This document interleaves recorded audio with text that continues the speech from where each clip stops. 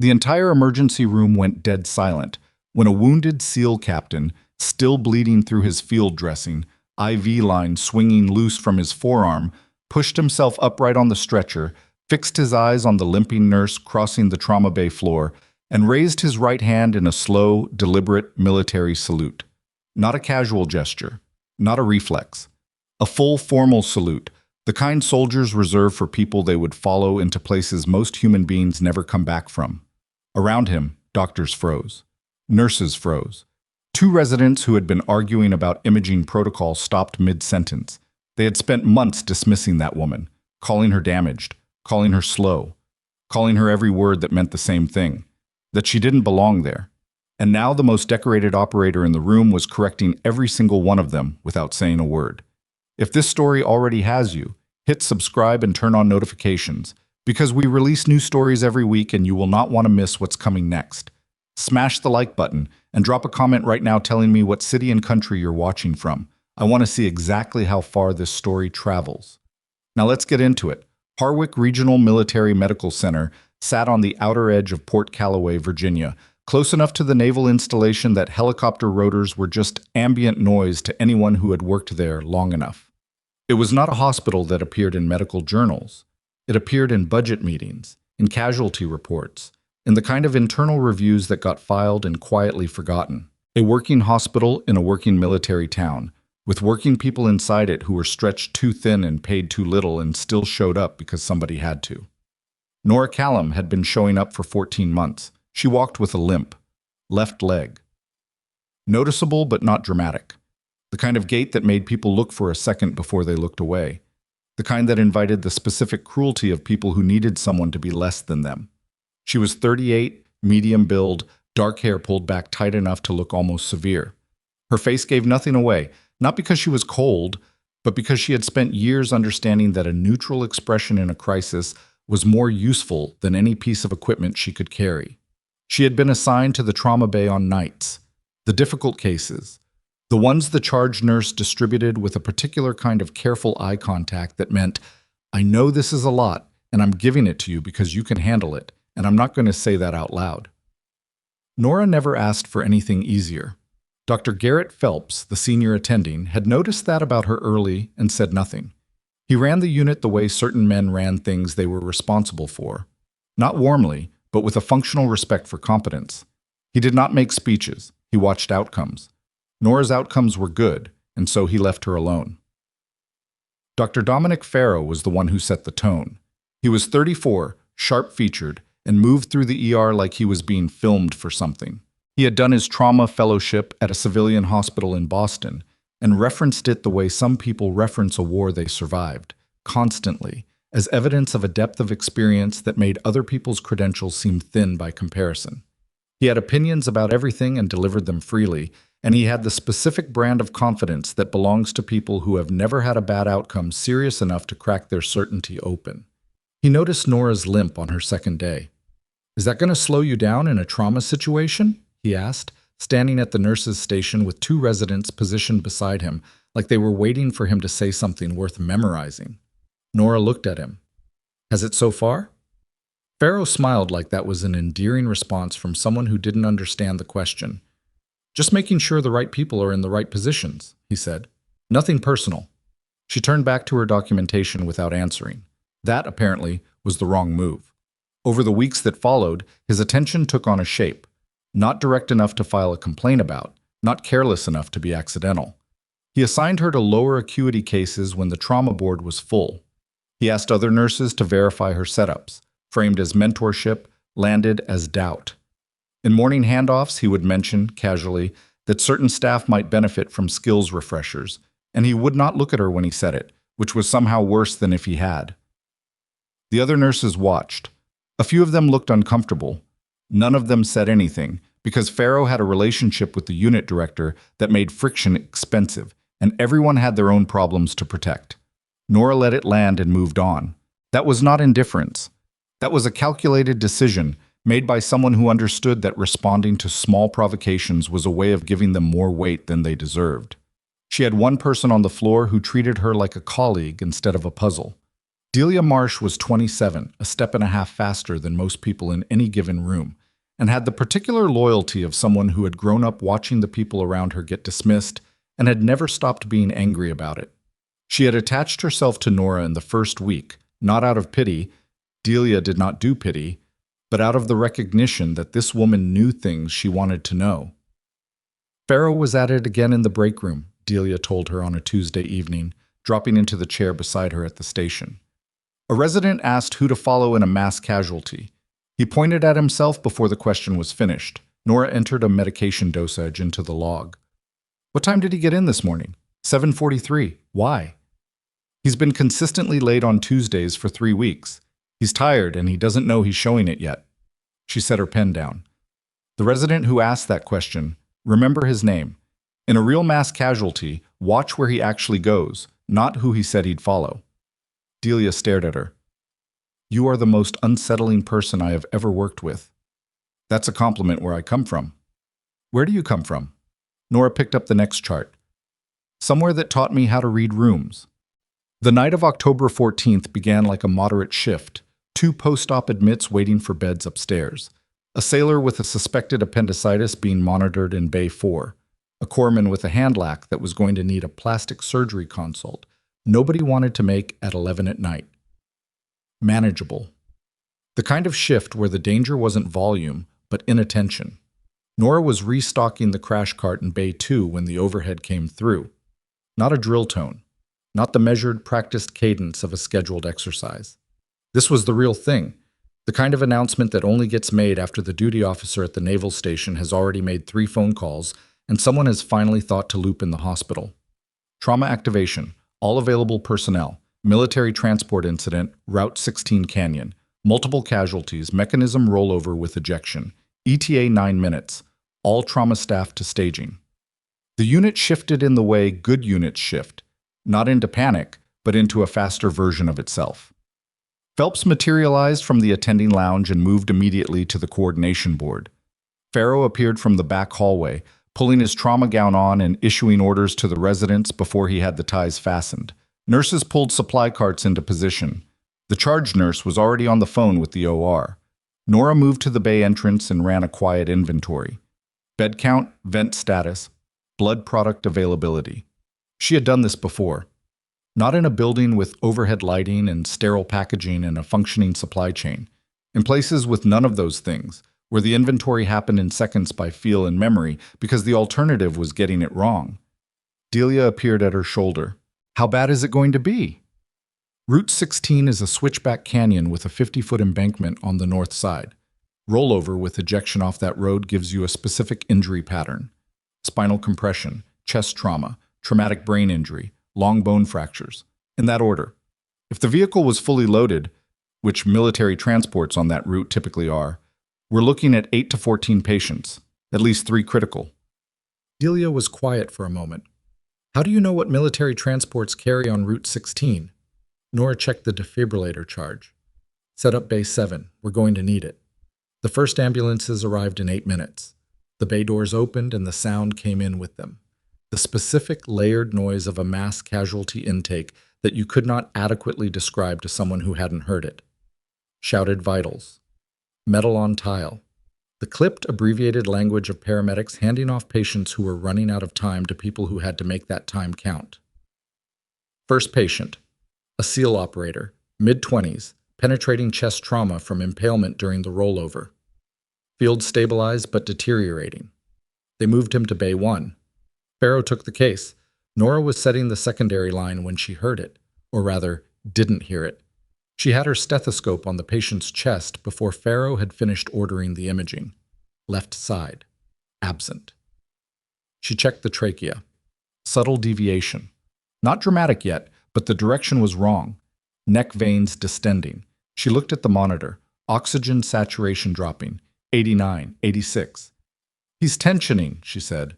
Farrow didn't look up from the chart. We're getting a chest film. There's no time for a chest film.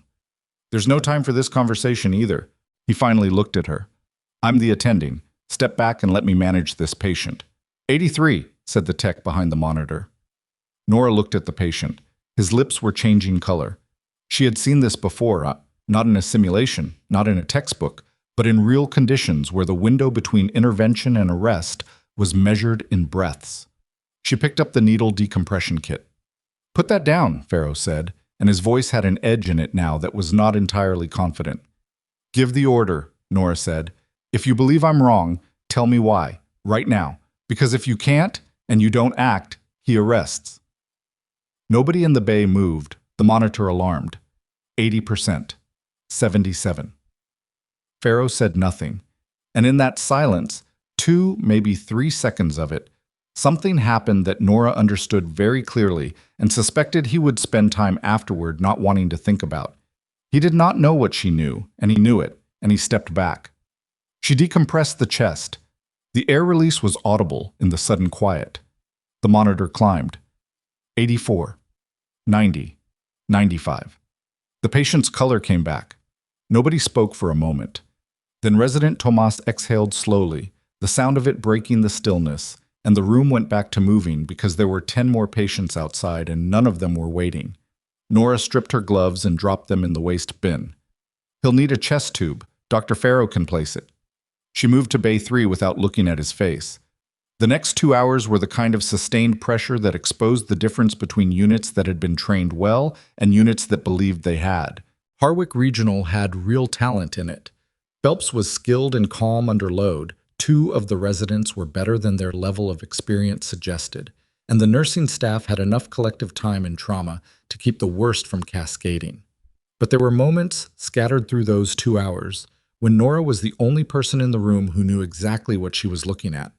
She caught a compartment syndrome by palpation before the Doppler study and had the right team moving before anyone else had registered there was a problem. She identified a missed cervical fracture by the way a patient was guarding, flagged it to Phelps, and stopped a transport that would have caused a spinal injury no amount of surgery would have fixed. She ran 3 simultaneous IV lines while verbally tracking vitals on 2 different patients and did not lose a number. She did not announce any of it. She did not explain herself. The patients got better outcomes than the acuity should have produced, and that was the only record she kept. Pharaoh, she noticed around the 90-minute mark, had stopped arguing with her. He hadn't said so. He hadn't acknowledged anything.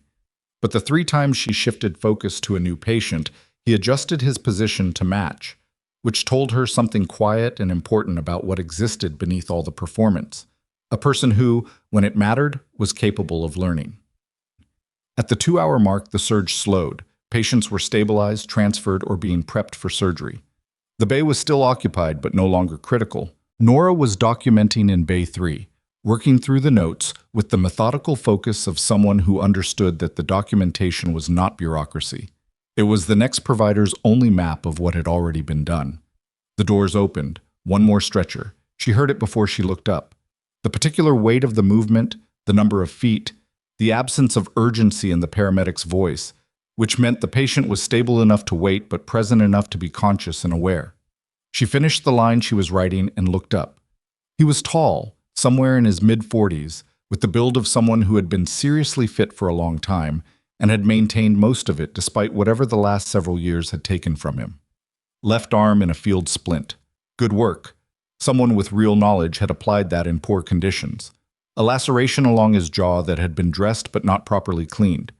2 operators walking alongside the stretcher, and the way they were walking said clearly that they were not there for emotional support. The intake board came with him. Captain Declan Marsh, United States Navy SEAL, Special Operations Command. Conscious. Alert. His eyes moved across the bay in the same slow, systematic way that people moved their eyes when they had been trained to enter rooms without being entered by them. They landed on Nora and stopped. She felt it the way you feel a sound change in a building. Not dramatic, not loud, but a shift in the ambient pressure of the space that told you something had changed in the structure. She kept her face where it was. She moved to the stretcher, clipped the board, checked pulse, assessed his coloring, his breathing, the quality of his attention. She asked about his pain level, asked about mechanism of injury, all the right questions in the right order. His eyes did not move from her face. "Pain level, Captain," she said again. "Nora," he said. Delia, standing 2 feet away running the secondary line check, went still. Nora met his eyes directly for the first time. I need a number on your pain. You weren't Callum back then, he said. His voice was rough. Blood loss and dehydration will do that, but he was entirely coherent. You were Reyes. That was the name on the uniform. Delia stopped moving. Nora kept her hands working. Checked the splint integrity. Assessed distal pulse. She did not have the option of stopping. You've got a significant impact injury to the radius and ulna, she said. We're going to get imaging and have orthopedics assess the Bravo point, he said. Her hands stopped. One beat, one full second in which her hands did not move and then did again, but it was long enough for anyone paying attention. And the trauma bay, she was becoming aware, had gotten very quiet. 3 years ago, Declan Marsh said. His voice was controlled, quiet, the voice of someone choosing their words with care in a public space. November. You moved 2 of my people through active contact after you'd already taken shrapnel in your leg. You refused the extraction bird 3 times, told the crew chief you weren't leaving until every member of your team was accounted for. The bay was silent. Farrow had stopped writing. Phelps was watching from the edge of the room. 2 residents stood motionless in the way people do when something is happening that they haven't fully parsed yet, but know is significant. Nora kept her voice level. Captain, right now I need you focused on... They called you Shadow Actual, he said. After, because none of us saw your face clearly during the extraction. Wrong light. You had your hood up. But I watched you walk across this floor when they brought us in. A pause. Nobody walks quite like that unless they've carried weight under fire. Specific kind of damage. Specific angle on the left stride. The limp. He had recognized her by the limp. The thing Farrow had used as evidence that she didn't belong in a trauma unit. The thing that had marked her, in this hospital, as diminished, as someone to be routed around, to be double-checked, to be positioned away from anything that really mattered. The evidence of an injury she had not received in a training accident. She had received it in a combat zone, in the dark, in the rain, 200 kilometers from the nearest coalition surgical unit, while carrying a man twice her size through conditions that had killed 2 other operators before she reached them. She looked at Declan Marsh. Then she looked at the room. Delia's face was an expression she had never seen on her before. Phelps had set down whatever he was holding. Farrow was very still. We need imaging on that arm, Nora said, and that lac needs proper irrigation before it's closed. I'll stay with you through the intake process.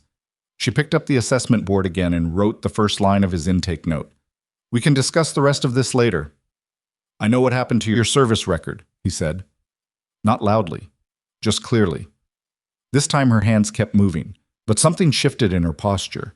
A tightening across the upper back, controlled almost immediately, invisible to anyone who wasn't specifically watching for it. I know who authorized the file suppression, Declan said, and I know why they did it. She wrote his vitals into the board with the same steady pressure she always used. How long have you known? She asked. Her voice was low enough that only he and Delia, standing close, would catch it clearly over the ambient noise of the bay. About 20 months after the operation, I had enough pieces to understand the shape of what had been done, he said. He looked like a man who had carried something at considerable personal cost for a long time and was now, carefully, setting it on a surface. It took me another 8 months to find you. 8 months. She had spent 3 years constructing a life small enough to disappear into. A different name on the hospital ID. Prior military service documented in her personnel file in ways that were accurate and entirely uninformative. Dates, roles, nothing with unit designations or operational context. A city that was close enough to a naval installation to let her work trauma because she could not make herself walk away from that, but not so close that she would run into operational units on a regular basis. 8 months of active search. And he had found her not through databases or records requests or any of the institutional machinery that should theoretically have made him findable and her invisible. He had found her by watching her walk. Nora became aware of something at the bay entrance. Footsteps. Specific.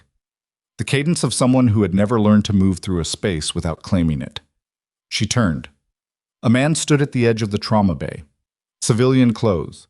A suit that fit well but sat wrong, the way suits always sit wrong on people whose bodies were trained for different things. He was in his mid-50s, gray at the temples. His eyes moved across the room in a slow, complete arc. The kind of visual sweep that catalogs everything as a potential variable. They reached Nora and stopped. Something happened in his face.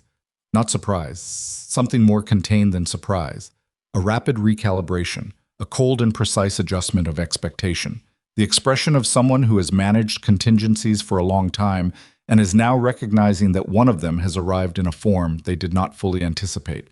Nora had never seen this man in person. She knew his name. She had known it for 3 years the way you know the name of something you are actively staying ahead of. The way a person who has received a specific warning knows the shape and weight of that warning, even when it's not immediately visible. His name was Walter Corvin.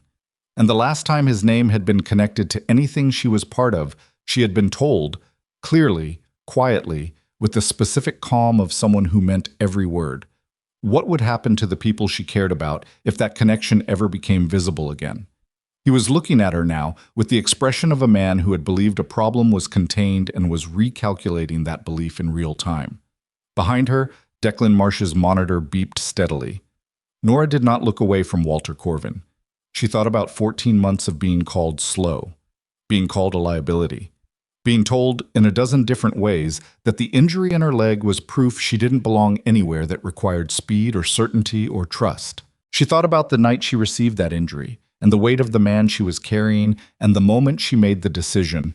Not dramatic, not cinematic, just a practical assessment of the situation, that she was not leaving until everyone was out. She stood still. Because she had learned, in conditions that made this trauma bay look like a controlled environment, that sometimes the most powerful thing available was the refusal to move first, to hold your ground, to make the other person show you what they intended to do before you gave them anything to respond to. Corvin took one step into the bay and stopped, because Declan Marsh had turned his head toward the entrance, and the 2 operators flanking his stretcher had both stepped forward in the quiet, economical way of men who did not need to be loud to be clear. The bay was very still. Nora stood between all of it, between the man on the stretcher who had just handed her back something she thought was gone forever, and the man at the door who had spent 3 years believing he had made her disappear. And she kept her face where it was, and her hands steady, and she waited. Because whatever was about to happen next, she had already survived worse. And this time, she was not alone. Corvin did not step back. He did not step forward either. He stood at the edge of the trauma bay with his hands loose at his sides and his face arranged into something that was almost neutral. Almost, but not quite. Because Nora had spent years reading the difference between a person who was calm and a person who was performing calm. And Walter Corvin was performing it with the practiced ease of someone who had been doing it for a very long time. He looked at Declan Marsh on the stretcher. He looked at the 2 operators who had moved forward. Then he looked at Nora again, and he smiled, not warmly, the kind of smile that was a message dressed up as a pleasantry. "Ms. Callum," he said, "I wasn't expecting to find you here." "I work here," Nora said. "So I see." His eyes moved around the bay. The frozen residents, the nurses who had stopped pretending to do other things. Pharaoh standing at the edge of the room with an expression that said he was trying to determine whether this was something he should insert himself into or something he should stay far away from. Corvin's gaze came back to her. "I'm here in an official capacity regarding the transport incident." "Then you'll want to speak with hospital administration," Nora said. "This is an active treatment area." "Of course." He didn't move. "I'd also like a few minutes with Captain Marsh when he's stable. Routine debrief." Declan's voice came from behind her, flat and completely steady. "I know what a routine debrief looks like, Walter. This isn't it." Something moved across Corvin's face, gone in a quarter second, but Nora caught it. The specific micro-expression of a person who had underestimated the degree to which the other person in the room was prepared for them. "Captain," Corvin said, and his tone adjusted. Warmer, carefully collegial. "You've had a serious night. Let's get you treated and we can talk properly." "We can talk properly right now," Declan said. "Or we can talk in front of JAG Council. Your preference." The word JAG landed in the bay like a stone in still water. Nora watched the ripple move across Corvin's expression, the briefest tightening around the eyes, and then his face reset. "That's not necessary," Corvin said. "No," Declan agreed. "It's not. Yet." The 2 operators had not moved back. They were standing at a specific angle relative to Corvin that Nora recognized. Not aggressive, not confrontational, but positioned in a way that closed the geometry of the room around him without looking like it. It was practiced, deliberate. These men had been briefed. This was not an accidental reunion. Corvin seemed to reach the same conclusion at approximately the same moment. His eyes moved to Nora one more time, and this time the message in them was undisguised, patient, cold, and very specific. Then he turned and walked out of the bay. Nobody spoke for a moment. Then Delia said quietly, "Who was that?" "Someone who should not have been able to walk in here without a clearance check at the desk," Declan said. He was watching the door. "Which means he has someone at this hospital who let him through." That landed differently than anything else that had happened in the last 3 minutes, and the room felt it. Nora looked at Phelps, who was already looking at her, and something passed between them. Not a plan, just a recognition that the situation had dimensions that neither of them had prepared for tonight. "All right," Phelps said, and his voice was the voice of a man returning to the thing he actually controlled. "We still have patience. Let's get Captain Marsh to imaging. Bay 3 is clear."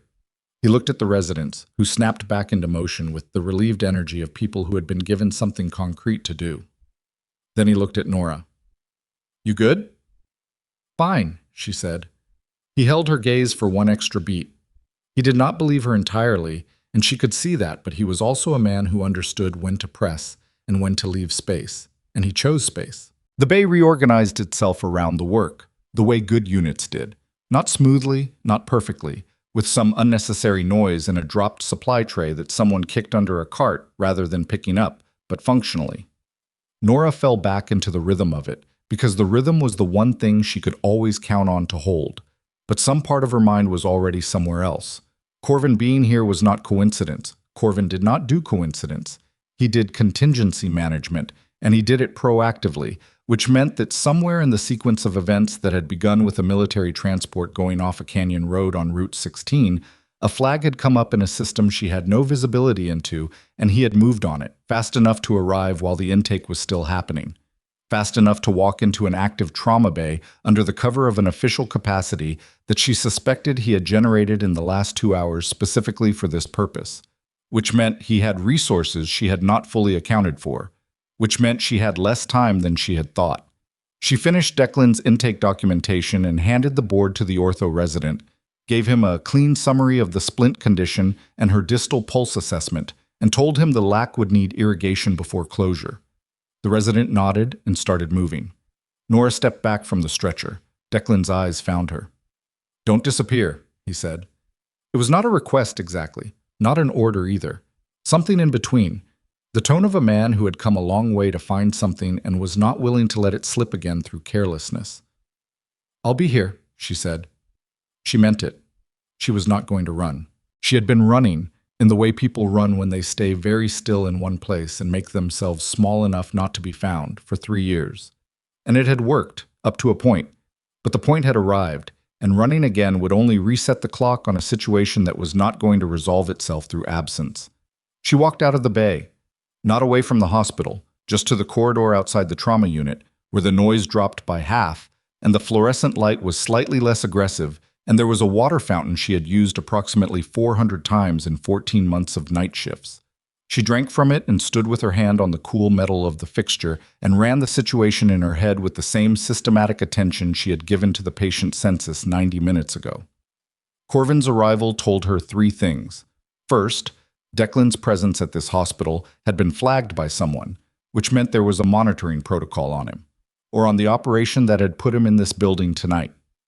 Second, Corvin had moved fast enough that the flag had been recent, which narrowed the source. Third, he had walked into an active trauma area under a claim of official capacity without stopping at administration, which told her either he had genuine authority here she didn't know about, or he had someone inside the building who had waved him through. The second option was more likely and considerably more uncomfortable. She was still standing at the fountain when Delia appeared from the bay doors. Delia walked up to her and stood there for a moment, and she had the expression of someone assembling words carefully, which was unusual for her. "How much of what that captain said is true?" she asked. Nora looked at her. "All of it." Delia nodded slowly. She didn't look shocked, which meant she had already decided to believe it and was now processing what believing it actually meant.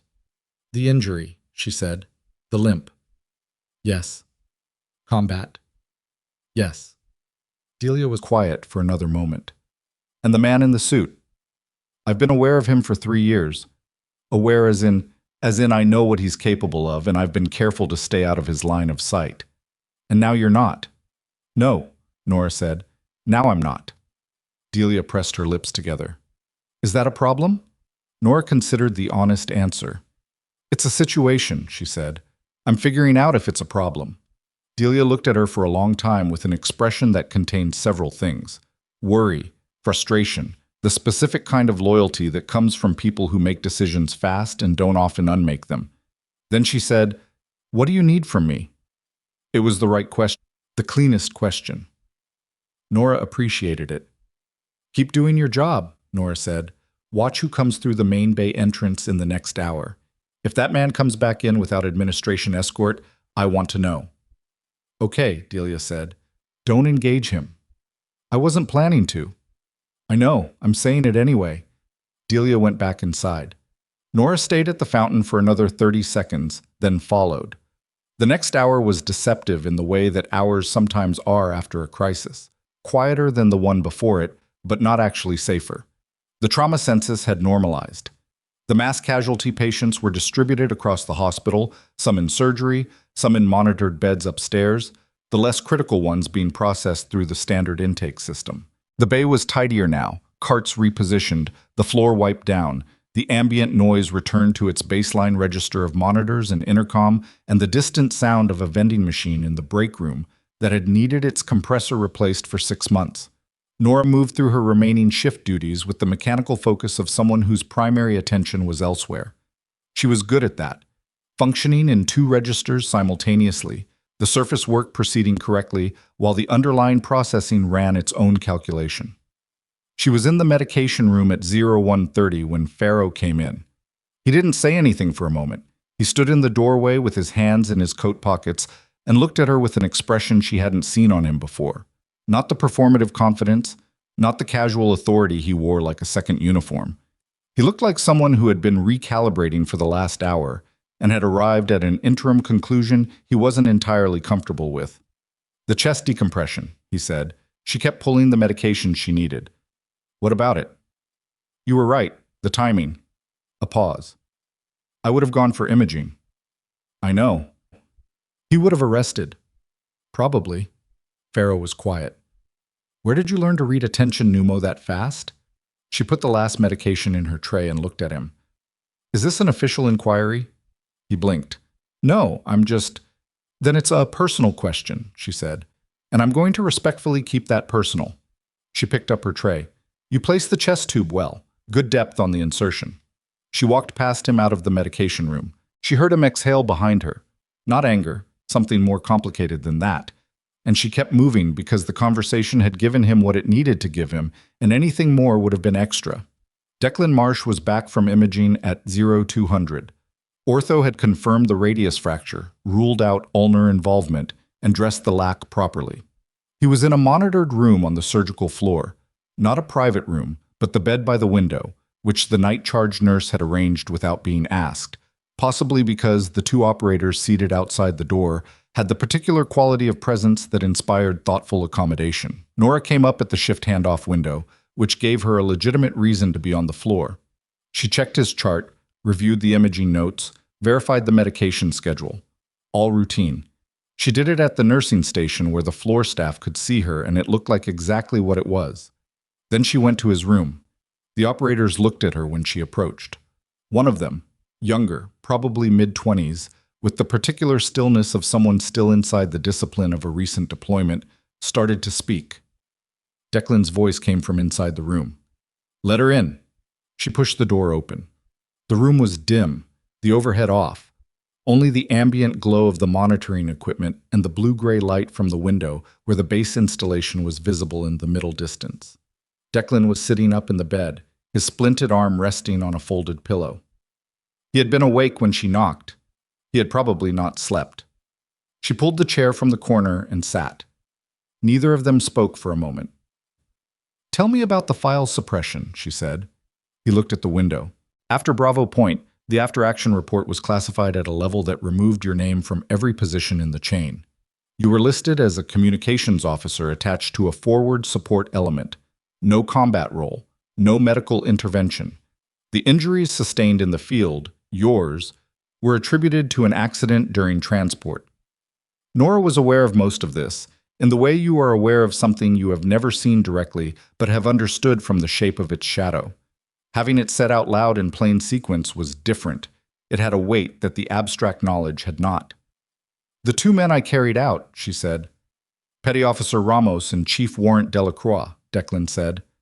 "Both alive. Ramos has a full recovery. Delacroix lost partial use of his right hand, but he's still in. Neither of them was permitted to submit any official account of what happened that night. They were debriefed separately, their statements reviewed before submission, and anything that identified you as the primary medical response was redacted." "On whose authority?" Declan looked at her. Corvin held a senior coordination role in the oversight structure for that operation. The redactions went through his office. "What was his interest in removing me?" "That's the part that took me the longest to piece together," Declan said. "The operation itself was sanctioned. What wasn't sanctioned was the secondary objective, the one that put us in that position in the first place. Corvin authorized an intelligence extraction that was outside the approved mission parameters. When the contact went wrong and we took casualties, his exposure required a clean record. A combat medic who performed intervention at that location, who could testify to what she saw, who was there, and what the actual mission objective had been, was a liability he couldn't carry." Nora sat with that. She had known, in the 3 years since, that her removal from the record had served someone's interest. She had not known exactly whose or exactly what the interest was protecting. She had made assumptions that turned out to be approximately correct, which was not as satisfying as it should have been. "He threatened my family," she said. "I know. My sister, her kids." "I know," Declan said again, and his voice had something in it that was not pity, something more careful than pity, something that acknowledged the weight of a thing without trying to minimize it. "3 years ago, I would have fought it," Nora said. "I was planning to. I had documentation. I had a timeline. I had contacts at the IG's office I was planning to approach." She looked at the window. "Then a very calm man called my sister's home number at 7 in the morning and described in specific detail what her children's school route looked like." The room was very quiet. "I made a decision," she said. "I'm not going to tell you it was the right one, but I made it." "I understand why you made it," Declan said. "Understanding it doesn't change what it cost." "No," he agreed. "It doesn't." Outside the window, the lights of the installation blinked in their regular pattern. A transport helicopter moved across the far edge of the view, running lights visible, and then it was gone. "You said you know who buried the files," Nora said. "Knowing and being able to prove are different things." "They are," Declan said, "which is why I've been building the second part for 18 months. He shifted his weight on the bed, and she could see the effort of it, the fractured arm, the blood loss, the particular exhaustion of a man who had been running on something other than rest for a long time.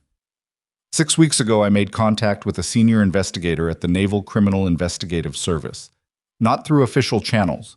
A direct contact I've had for a long time who I trust outside the formal system. Does Corvin have visibility into NCIS? He has visibility into a lot of things, Declan said. That's why I went direct. My investigator has been building a parallel case file for 5 weeks. Tonight was supposed to be low profile. The training incident wasn't planned. That was a genuine accident, a navigation error on Route 16 that nobody scheduled. He paused. But it put me in this hospital, and it put me in the same room as you, and that changes the shape of what's possible. Nora looked at him. How? Because the one thing missing from my investigator's file is a first-person account from someone who was physically present at Bravo Point and witnessed the secondary objective, he said. Ramos and Delacroix can speak to the medical intervention. They can speak to your role, but neither of them was in position to see what Corvin's people were doing when the contact went wrong. You were. She understood where this was going. You're asking me to testify, she said. I'm asking if you're willing to, Declan said. It's not the same thing. She thought about her sister, the children's school route described by a calm man at 7 in the morning. She thought about what she had built in 14 months at this hospital, the small, careful life. the name on the ID badge, the night shifts, the trauma bay where she could still be useful without being visible. She thought about Pharaoh calling her slow. She thought about the chest decompression tonight, and the monitor climbing, and the specific satisfaction of a thing done correctly in the exact moment it needed to be done. She thought about Walter Corvin's face when he saw her across the trauma bay, the cold recalibration, the message in his eyes when he left. "He's not going to wait," she said. "No," Declan agreed. "He won't. He came here tonight because he recognized the risk. He'll start moving on it. Which is why my investigator needs to move faster." Declan's jaw was tight. "We have a window. It's not a long one." Nora stood up. She moved to the window and looked out at the installation lights and the dark sky above them and the tree line at the edge of the base perimeter that was just barely visible against the not quite black of a November night in coastal Virginia. She was aware that she was frightened, not in the way she had been frightened in the field. That was a physical thing, specific, with a clear immediate cause and a clear immediate response. This was the other kind, the kind that lived in the future, the kind that knew the shape of the threat without being able to see exactly where it was going to come from. She was also aware of something else. 3 years of being careful, of being small, of absorbing Pharaoh's dismissals and the charge nurse's careful avoidance of anything that might bring attention and the accumulated weight of a life built to stay below the level of someone else's radar. 3 years of the limp as liability, as evidence, as the visible proof that she was less than she had been. Declan had recognized the limp for what it actually was. Not a limitation, a record.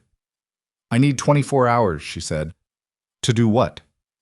"To make sure my sister is somewhere Corvin can't reach her on short notice," she said, "and to pull the documentation I had 3 years ago.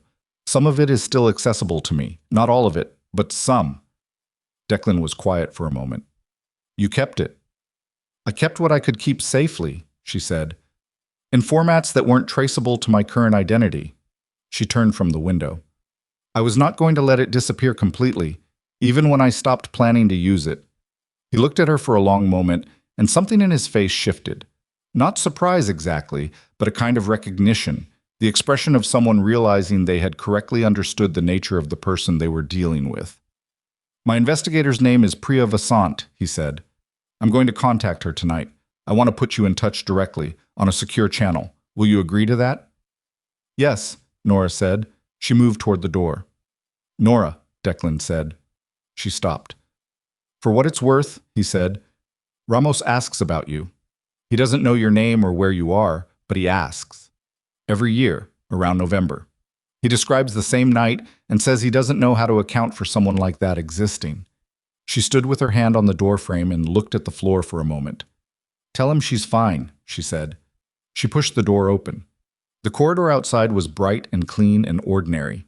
The 2 operators looked at her as she stepped out, and the younger one gave her a slight nod. Involuntary, she thought, the kind of acknowledgement that comes before the conscious decision to make it.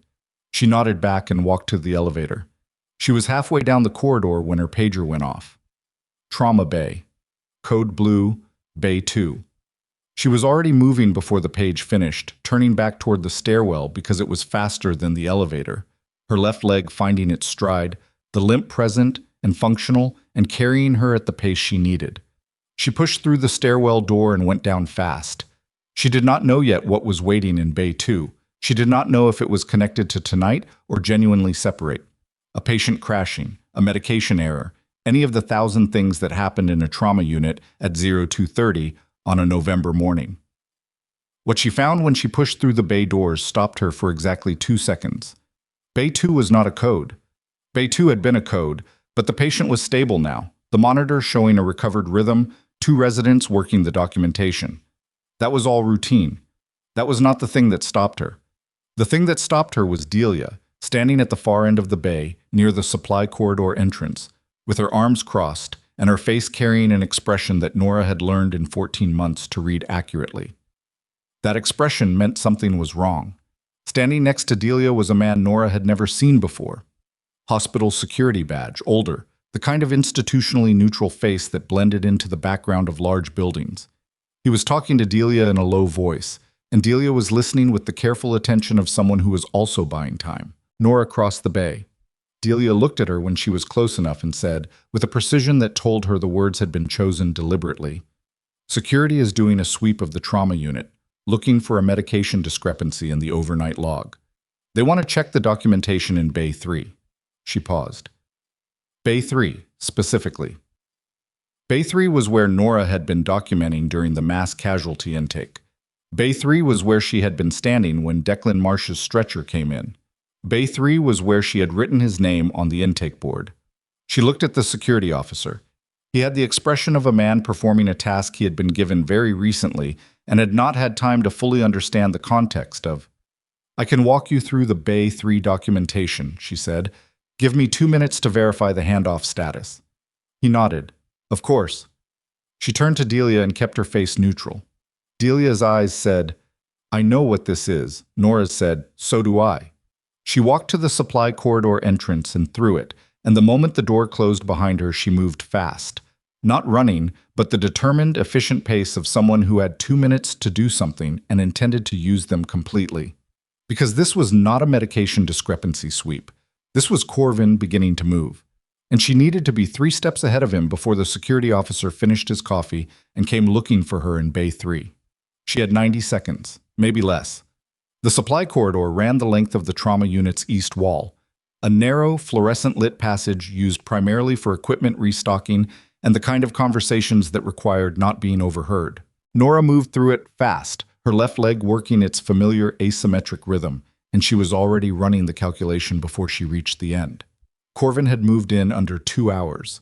That was faster than she had anticipated, which meant either his resources at this installation were deeper than Declan had suggested, or the flag that brought him here tonight had also triggered a secondary protocol she hadn't known to account for. Either way, the security sweep was not about a medication discrepancy. A genuine discrepancy check would have come from the charge nurse, not from a security officer she had never seen before on a floor he did not regularly cover. She knew every security officer who worked this unit had learned their rotation in her second month because knowing the people who moved through your environment was not paranoia, it was preparation. This man was new. Brought in specifically, tonight. She reached the end of this corridor and pushed through the door into the main hallway. Ahead of her, the nursing station for the overnight medical floor was quiet. One nurse at the desk, head down over documentation, a monitor cart parked at an angle that suggested someone had been in a hurry earlier and had not straightened it. The elevator bank was 30 feet to her left. The stairwell she'd used 40 minutes ago was 20 feet to her right. She went right. 3rd floor.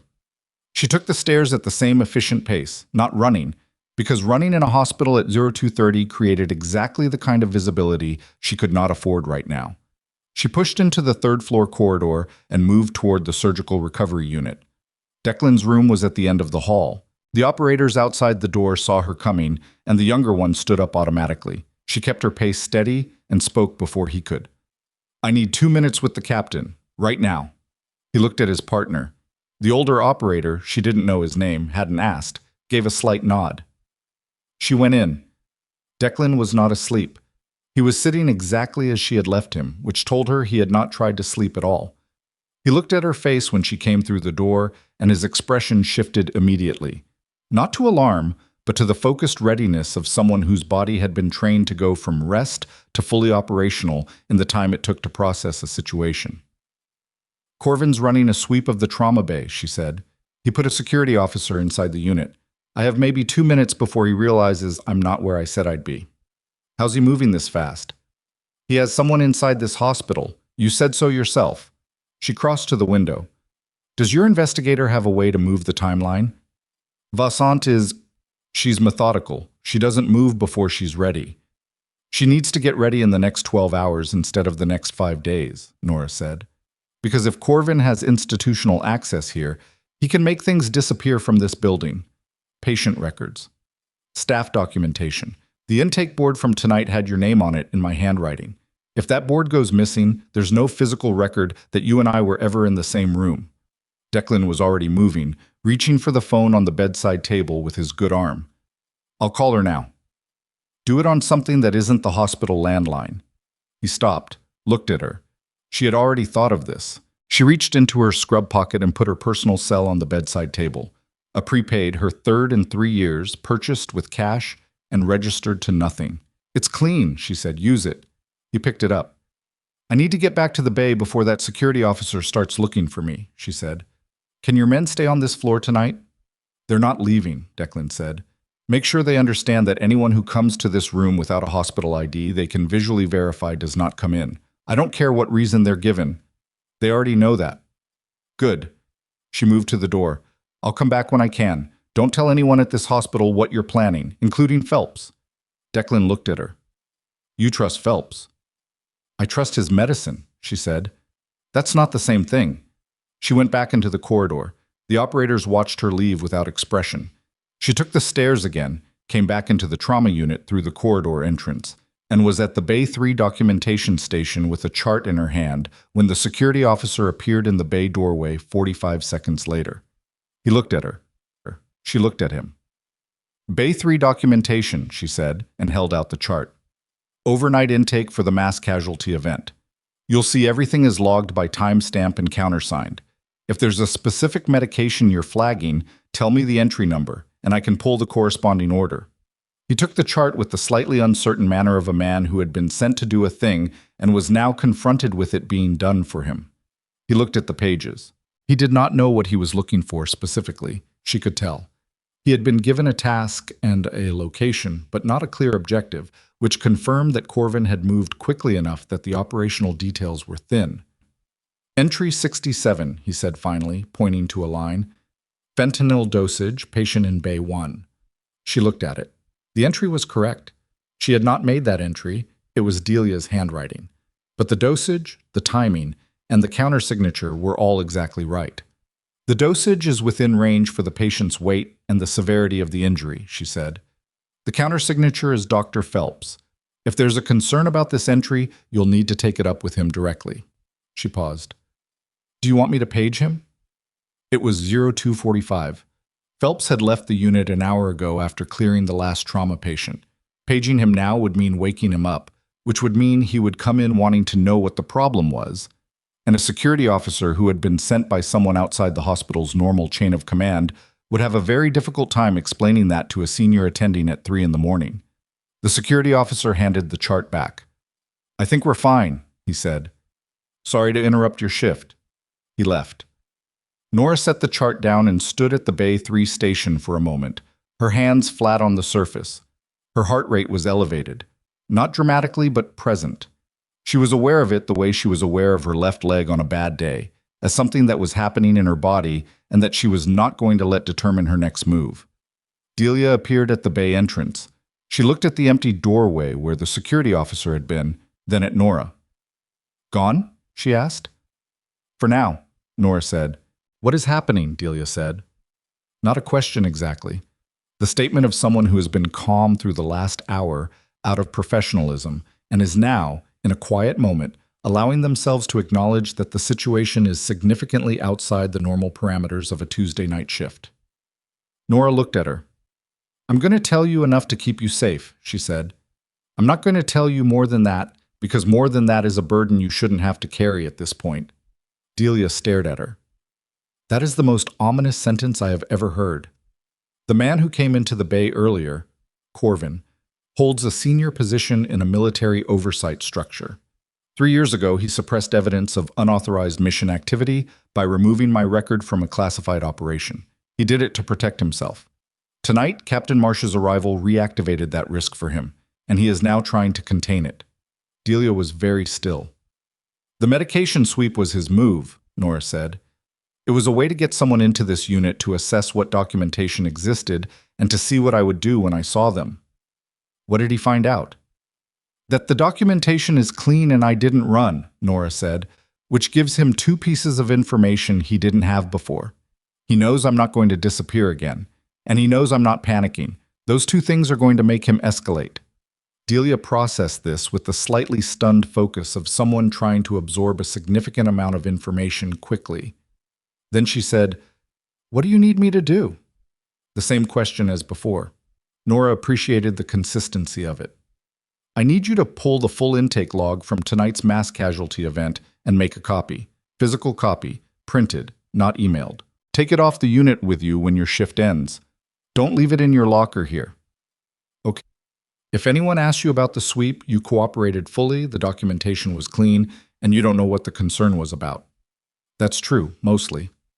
Mostly is fine, Nora said. Keep it close to what you actually know. Easier to maintain. Delia pulled on a fresh pair of gloves and started moving toward the documentation station, because she was the kind of person who processed anxiety by doing something with her hands. She stopped after 2 steps and turned back. "The captain," she said. "He called you Shadow Actual." "Yes." "Is that a call sign?" "It was," Nora said. Delia looked at her for a moment with an expression that contained several things Nora did not have time to fully interpret. Then she turned around and went to work. The rest of the shift moved in the strange double time of a night that had been simultaneously too long and not long enough. Nora managed 3 additional patients: a sailor with an acute abdomen that turned out to be a ruptured appendix, a motor vehicle accident with a femur fracture, a respiratory distress that resolved with aggressive nebulizer treatment. She did the work cleanly and completely. She did not drop anything or miss anything. But some portion of her attention, the part that had been trained in environments where losing track of the surrounding picture got people killed, was running its own continuous assessment of every person who came through the unit's doors for the rest of the night. Nothing else came from Corvin. That, she decided around 0430, was not reassuring. It was information. It meant he was not improvising. He had assessed the terrain, and he was now planning the next move. And men like Corvin, who planned carefully before moving, were considerably more dangerous than men who reacted quickly and created noise. At 0530, Farrow came back into the unit for the start of the day shift overlap. It was earlier than usual. He went through the handoff board at the nursing station, and then, without the preamble she had come to expect from him, walked directly to where she was completing her final documentation. "The SEAL captain on 3, he said. "You know him." She looked up. "I treated him." "That's not what I'm asking." She held his gaze. "What are you asking, Dr. Farrow?" I was quiet for a moment. He had the expression of a man who had been thinking about something for several hours and had arrived at a question he wasn't entirely sure he wanted answered, but was going to ask anyway because not asking was now costing him something. "In the bay," he said. When he was talking, before the man in the suit showed up. He paused. "Was that real? What he was saying about you?" She set her pen down. "Yes," she said. Farrow looked at his hands for a moment. He was not a man who was comfortable being wrong. She had established that in the first week. But he was, she was beginning to understand, a man who was capable of sitting with it when he had no other option. That was not nothing. "The decompression tonight," he said. Was that from... "I've been doing this for a long time," she said, "in a lot of different conditions." He nodded, slowly. Something settled in his face that she didn't have an exact name for.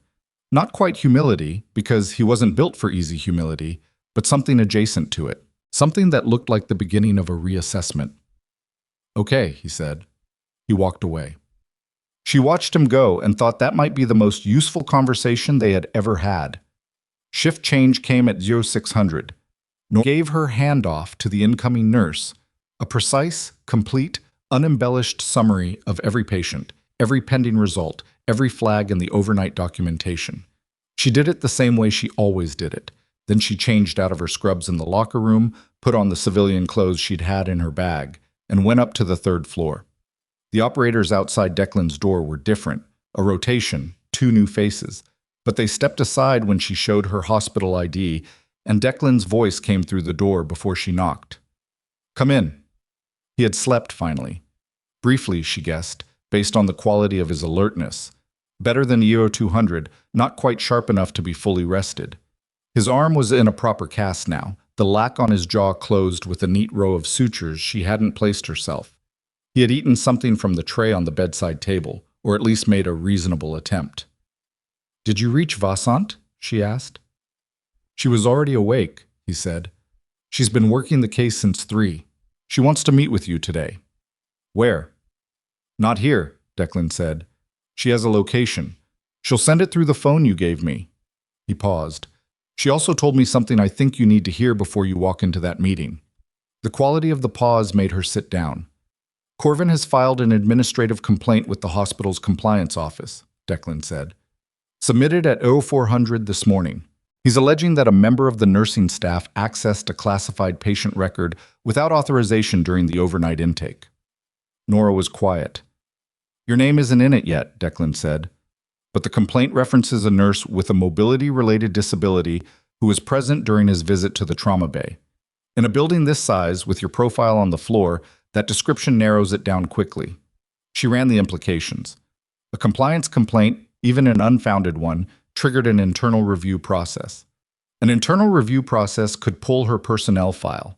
Her personnel file had gaps, carefully managed gaps, but gaps nonetheless. Anyone looking closely enough and motivated enough to dig would find edges that didn't line up the way a straightforward career history should. Corvin wasn't trying to hurt her in the building. He was trying to use the building's own mechanisms to remove her from it before she could become a credible witness.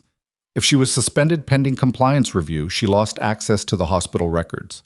She lost her institutional standing, she lost the physical proximity to Declan and the documentation she had assembled through 14 months in that trauma unit. And she became, in any subsequent legal proceeding, a former employee with a disciplinary cloud over her departure, which was precisely the kind of background detail that defense attorneys used to reduce the weight of testimony. It was clean. She had to admit it was clean. Corvin had assessed the terrain and found the lever that didn't require force, just process. When does the review start? She asked. Vasant thinks they'll call you in before end of day. She looked at the window. The morning light was coming in at a flat November angle, pale and specific, the kind of light that showed everything exactly as it was without flattering anything. Then I need to talk to Vasant before end of day, she said. She knows that. She's ready when you are. Nora stood up. She had been awake for over 24 hours. She was aware of it the way she was aware of the limp, as a fact of her body that she was managing rather than surrendering to. She had operated in worse conditions on less sleep in worse places, and she would do it again today if that was what the situation required. It was what the situation required. She was at the door when her phone buzzed. Not the prepaid she had given Declan, her work phone, the one registered to her hospital ID. A text from an internal number she didn't recognize. 4 words. Step outside. Right now. She stared at the message for 3 seconds. Then she looked at Declan, who had seen the change in her expression. What is it? She showed him the screen. His jaw tightened. Don't go alone. I'm not going to. She pocketed the phone and opened the door and spoke quietly to the senior operator. I need one of you to walk with me to the main exit. Don't make it look like an escort. He stood up. He did it the way she'd asked, not flanking her, just heading the same direction, the natural movement of 2 people both going toward the elevator. She texted back. Give me 5 minutes. The elevator took them to the ground floor. The lobby at 0645 had the particular composition of early hospital morning, shift workers coming in, a few family members who had been there all night finally going home, a woman at the information desk transferring calls with the mechanical patience of someone 3 hours into a 6-hour stretch. She pushed through the main doors. The November air was sharp and smelled like damp concrete and something that might have been wood smoke from somewhere up the road. The parking lot was half full. The sky was overcast, the kind of flat gray that sat low and pressed the light down close to the ground. A woman was standing at the edge of the first row of cars. Not Corvin. Someone she had never seen. Mid-40s. Short, angular, in a dark coat, with the kind of face that had been doing precise and important things for long enough that the precision had become structural. She had a leather portfolio under one arm and was looking at her phone. But the phone was the kind of deliberate prop that people used to look occupied when they were actually watching. She looked up when Nora came through the doors.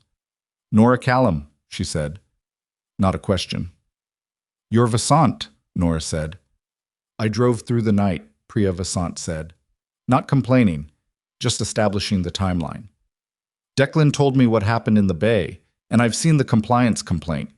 She glanced at the operator who had stopped 15 feet back near the entrance, then back at Nora. I need to tell you something before we talk about the case. Nora waited. The complaint Corvin filed this morning, Vasant said. It references a classified operation by its internal designation, a designation that should not have been available to him in any non-classified administrative filing. She paused. He made a mistake, a small one. But in federal investigative terms, a document filed in an official capacity that references classified material without authorization is itself actionable. She held Nora's gaze. He was trying to use the hospital's compliance process to neutralize you, and instead he handed me a thread. Nora stood in the flat November light and processed this. How long to pull it? She asked. That depends on what we find when we pull it, Vasant said. And it depends on what you're able to give me from your end. Declan says you have documentation from 3 years ago. Some of it, Nora said, enough to corroborate the secondary mission objective, enough to establish presence at the location. I need you to get it to me today, Vasant said. Not tomorrow. Today, before the compliance office calls you in, because once they initiate that review, your access to anything inside this building becomes complicated. Nora looked at the hospital behind her. The building she had worked in for 14 months. The building where she had been slow and a liability, and the woman with the limp who didn't belong in the trauma bay. The building where she had kept 4 patients alive tonight who might otherwise not have been. The documentation is in a safety deposit box in a bank 11 miles from here, she said. I can have it in your hands in 2 hours. Vasant nodded. I'll be here. Not here, Nora said. There's someone inside this building who's feeding Corvin information. If he sees you talking to me in this parking lot— I know, Vasant said. I'm already pulling the access logs for the security wing. I'll have a name by noon. She shifted the portfolio under her arm. 2 hours. Tell me where. Nora gave her the name of a coffee shop 4 miles east on the route toward the bank, a place she had chosen 14 months ago as a meeting point for exactly the kind of contingency she had hoped would never arrive. Vasant put it in her phone without writing it down and pocketed the device and started walking toward the far row of cars. She stopped after 6 paces. She turned back. One more thing, Vasant said. The 2 men who were with you at Bravo Point, Ramos and Delacroix. She paused. They submitted unofficial statements to my office 8 days ago, independent of each other. Neither of them knew about the other's submission. Another pause. Both statements describe the same night in the same detail, and both of them ask the same question at the end. Nora waited. They both ask if we've found the medic yet, Vasant said. She turned and walked to her car. Nora stood in the parking lot for a moment after the car pulled out. The operator behind her was waiting. The hospital was behind her. Inside it, Corvin's complaint was sitting in a compliance inbox waiting to be opened by someone who had no idea what it actually was. She turned and went back inside. She needed her bag, her jacket, the locker room key. The things a person needed when they were leaving a building in a way that looked ordinary enough that no one monitoring the exits would file a report about it. She was 3 steps from the main entrance when her hospital phone buzzed again. Different number this time, an extension she recognized, the unit director's office. The text read, Ms. Callum, please come to the administrative wing at your earliest convenience. There is a matter we need to discuss regarding last night's documentation. She stared at the screen. They had moved faster than Vasant had predicted. She had less time than she'd thought. And somewhere in this building, the person who had let Walter Corvin through the trauma bay doors was still here, still watching, and still reporting.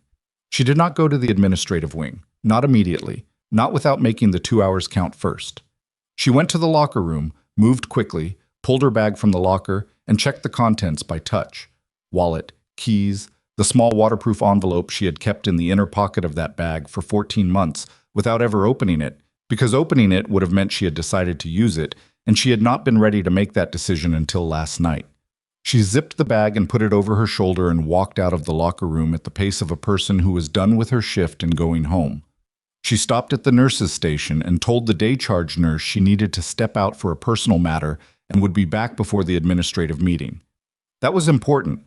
She said it casually, in earshot of 2 other staff members, establishing that she knew about the meeting and was not avoiding it. Then she walked to the main entrance and got into her car.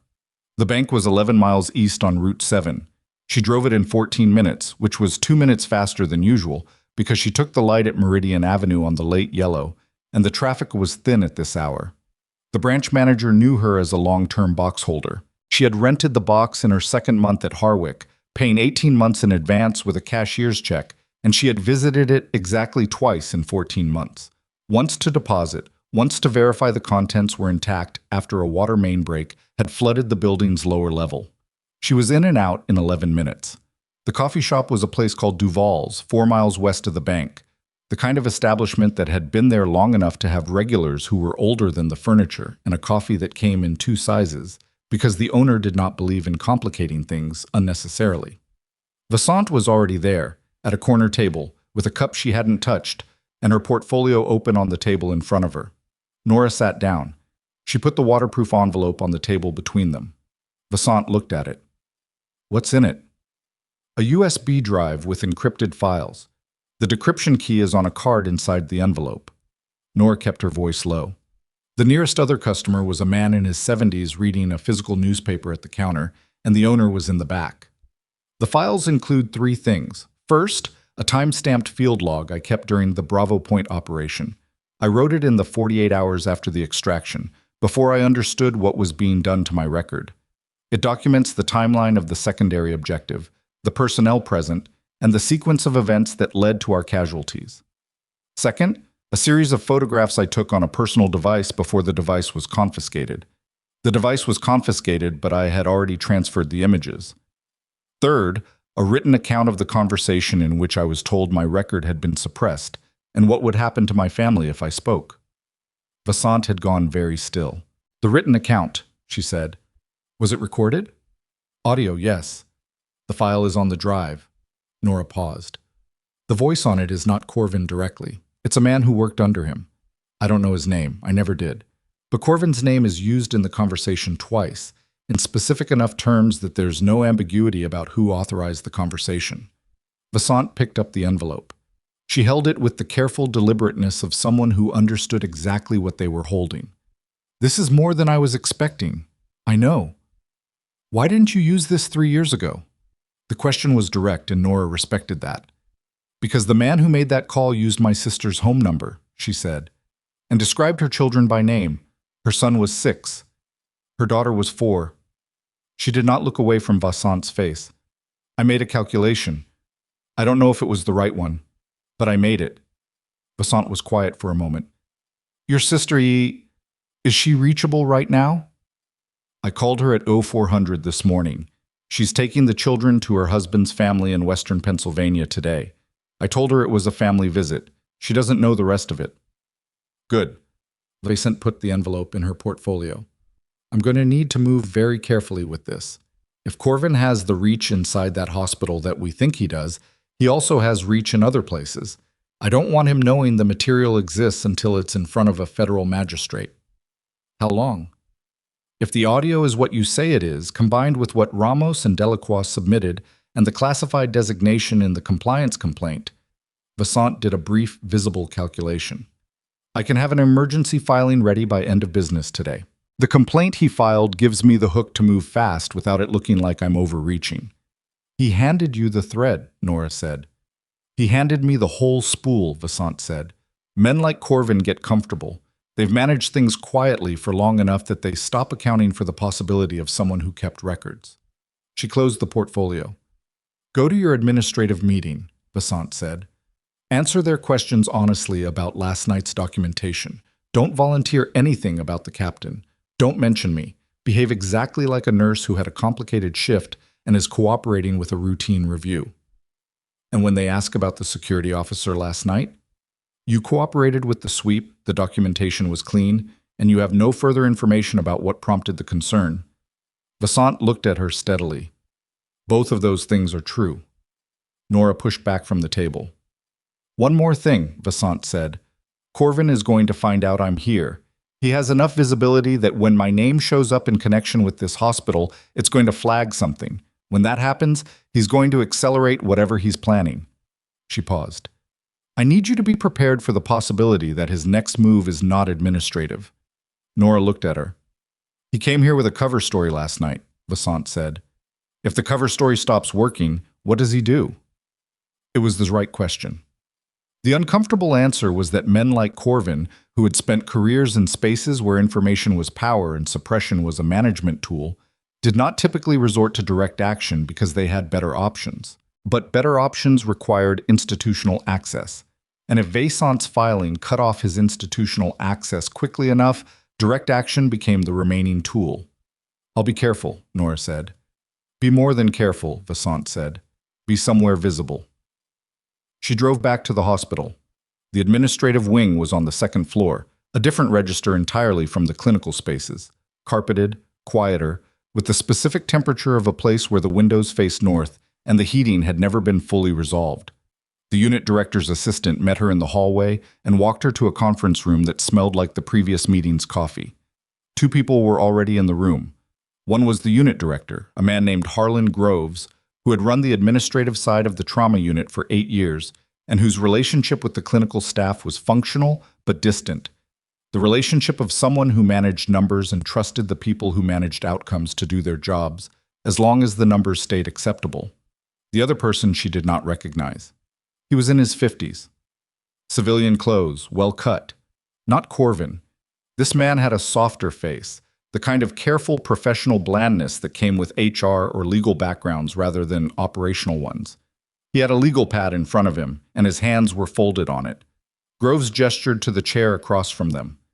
"Thank you for coming in, Ms. Callum. This shouldn't take long." She sat. "We've received a concern," Groves said, regarding the overnight intake documentation for the mass casualty event, specifically regarding the handling of a patient record in the trauma bay. He paused. "The concern was raised externally. We're required to conduct a preliminary review."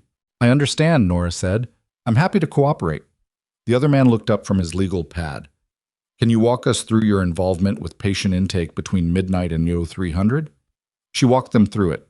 Precisely, in sequence, without embellishment and without omission of anything she was prepared to have on record. The mass casualty intake, the specific patients she had treated, her documentation procedures. She was accurate and complete and calm. When she finished, Groves looked at the other man. "The external concern specifically references your interaction with a Captain Marsh," the other man said. "Can you describe your clinical relationship with that patient?" "I performed the initial intake assessment," she said, "evaluated his injuries, oversaw the field splint assessment, and flagged the laceration for proper irrigation before closure. I referred him to orthopedics and ensured his documentation was complete." "Did you have any personal relationship with the captain prior to his admission?" She looked at the man with the legal pad. "We served in overlapping military contexts several years ago," she said. "I disclosed this to Dr. Phelps during the intake. Captain Marsh's care was appropriately managed by the orthopedic resident and the surgical floor nursing staff." That was technically accurate. She had told Phelps she knew the patient. She had done so in the moment of the intake, in the bay, in front of multiple witnesses. Groves shifted in his seat. "The concern also references an alleged unauthorized access to a classified patient file." "I accessed the patient's medical record as part of the standard intake procedure," she said. "I have no means to access classified military records through this hospital's system. If there's a specific access log you'd like to review, I'm happy to support that review." The other man wrote something on his legal pad. She could not read it from her angle. "Ms. Callum," Groves said, and there was something in his voice that told her he was arriving at the part of the conversation he was least comfortable with. The concern was submitted by a party who identified themselves as representing a federal oversight body. "We're required to take that seriously." "Of course," she said. "Do you have any knowledge of why a federal oversight body might have a concern related to your conduct last night?" She held his gaze for exactly as long as the question deserved. "I performed my clinical duties during a mass casualty event to the best of my ability," she said. "I'm not aware of any conduct on my part that would warrant federal oversight interest." Every word of that was true. Groves looked at the other man again. Something passed between them that she couldn't fully read. Uncertainty, maybe, or the specific discomfort of two people who had been asked to conduct a meeting by someone outside their normal chain and were now sitting in it wondering what they had agreed to. "We'll review the access logs," the other man said. "We may have follow-up questions." "I'm available," she said. She stood up. She shook hands with Groves, who looked slightly relieved that the meeting had been unremarkable. She nodded to the other man, who did not look relieved about anything. She walked out of the conference room and down the carpeted corridor and took the elevator back to the ground floor. She was in the main lobby when her personal phone buzzed. Vasant. A text, 3 words. "Filing is moving." She exhaled once, slowly, and pocketed the phone. The next 4 hours were the longest kind. The kind where the outcome is in motion but not yet visible, where the work has been done and what remains is the waiting that people who are accustomed to action find almost physically difficult. She stayed at the hospital because Vasant had told her to stay visible, and she understood the logic of it, even though sitting in the hospital cafeteria with a cup of coffee she didn't particularly want felt like the least useful thing she could be doing. She checked on 3 of the overnight patients, which gave her legitimate movement through the building. She answered 2 questions from the day shift nursing staff about overnight documentation. She sat for 40 minutes with the cafeteria coffee and did not look at her phone more often than was reasonable. At 11:40, her phone buzzed again. Not Vasant this time. Declan. She went to the 3rd floor. He was sitting up in bed when she came in, and the quality of his alertness had changed. He had slept properly in the last few hours, she could tell, and he had eaten the full breakfast tray, and the expression on his face was the focused, forward-leaning attention of someone who had received information and was processing its implications. Vasant called me, he said when she came in. The filing went to a federal magistrate at 10:30. The magistrate issued a preliminary order at 11:05. Nora sat down. What does the order cover? Corvin's access to any federal system pending review. His credentials are suspended effective immediately. Declan paused. His access to this hospital's administrative systems, he had it through an emergency authorization he pulled last night, which is apparently standard for his oversight role. That authorization has been flagged as improperly obtained and is being reviewed as part of the order. She thought about what that meant in practical terms. Corvin's lever inside the hospital.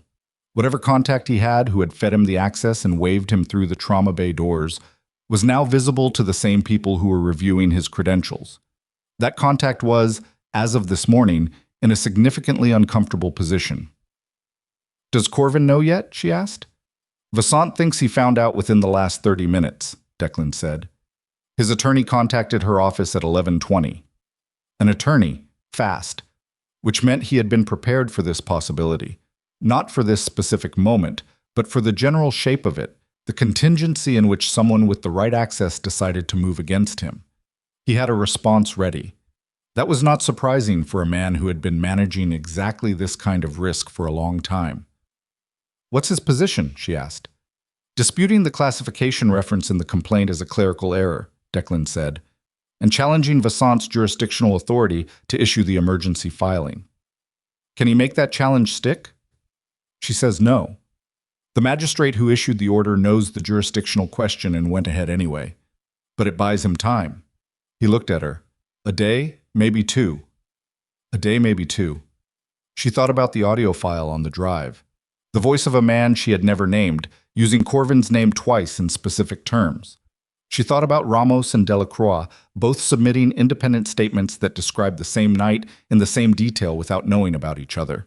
She thought about this classified designation in the complaint that Corvin had filed in his haste to neutralize her. The small mistake that a careful man had made because he had been moving too fast. Vasant is confident, she said. It was not a question.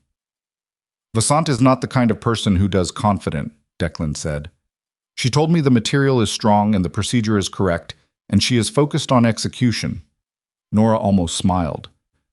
There's one more thing, Declan said, and his tone shifted just enough that she focused on his face rather than the middle distance. Corvin's attorney submitted a secondary filing along with the jurisdictional challenge. A motion to compel disclosure of the identity of any witnesses whose testimony forms part of Vasant's evidentiary basis. She understood immediately. He's trying to get my name. He already knows your name, Declan said. He's trying to get it on a legal document, in his attorney's hands, on a record he controls. So that he can argue witness bias, she said, or prior relationship with the subject of the investigation, or that my military record, the suppressed version, demonstrates an axe to grind. Yes. She sat with that for a moment. The thing about men like Corvin was not that they were invincible. It was that they were resourceful, and they had spent long enough in positions of institutional authority that the institutions themselves had become tools they knew how to use. The compliance complaint had been one tool. The attorney and the secondary filing were another. He was not fighting on one front.